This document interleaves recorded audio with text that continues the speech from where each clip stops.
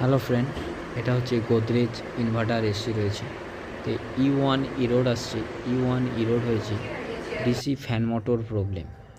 তো আমরা এখান থেকে বের করব যে মোটর প্রবলেম না পিসিবি প্রবলেম। সেখান থেকে আপনাদেরকে জানতে হবে যে আপনার মোটর যদি প্রবলেম থাকে তাহলে কিন্তু ওখান থেকে পিসিবি থেকে সাপ্লাই বেরোবে।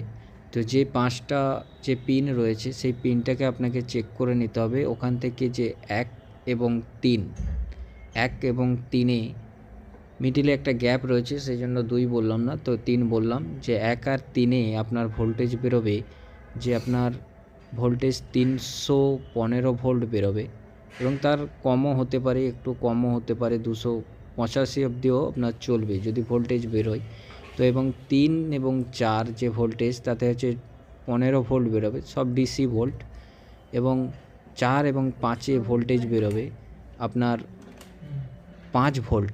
যদি ভোল্টেজ বেরিয়ে যায় তাহলে হচ্ছে আপনার পিসিবি ওকে রয়েছে, তখন মোটর প্রবলেম। তো যদি আপনাদের ভিডিওটি ভালো লাগে প্লিজ লাইক কমেন্ট শেয়ার করবেন এবং পেজটিকে সাবস্ক্রাইব করে নেবেন এরকম আরও নতুন ভিডিও পেতে।